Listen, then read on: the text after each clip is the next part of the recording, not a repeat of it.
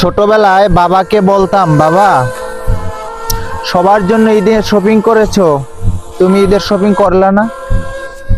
বাবা জবাবে দিত যে হ্যাঁ আমারটা আছে, পরে দেখাবো।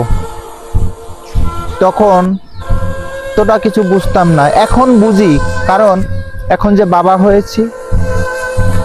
এই ঈদে আলহামদুলিল্লাহ আপনাদের দোয়া আশীর্বাদে সবাইকে ঈদের শপিং করে দিয়েছি ইনশাল্লাহ।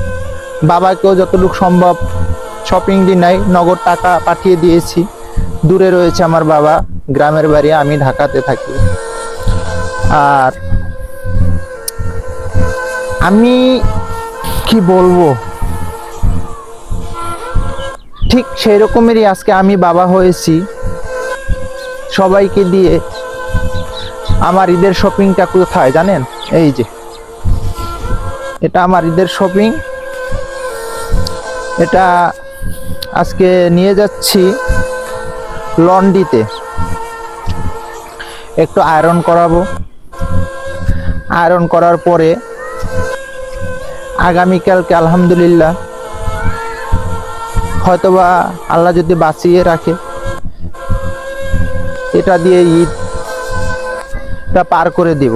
একটা দিনের ব্যাপার তো, কারণ এখন তো বাবা হয়েছি, এখন তো বুঝি যে বাবাদের যে কতটা যন্ত্রণা, বাবাদের মাথায়, বাবাদের কাঁধের উপরে যে কতটা দায়িত্ব, সেটা একমাত্র প্রকৃত বাবা যে সে বাবাই বুঝে। যারা বাবা হয়েছে তারাই বুঝতেছে যে তার কাঁধের ভিতরে কতটা দায়িত্ব।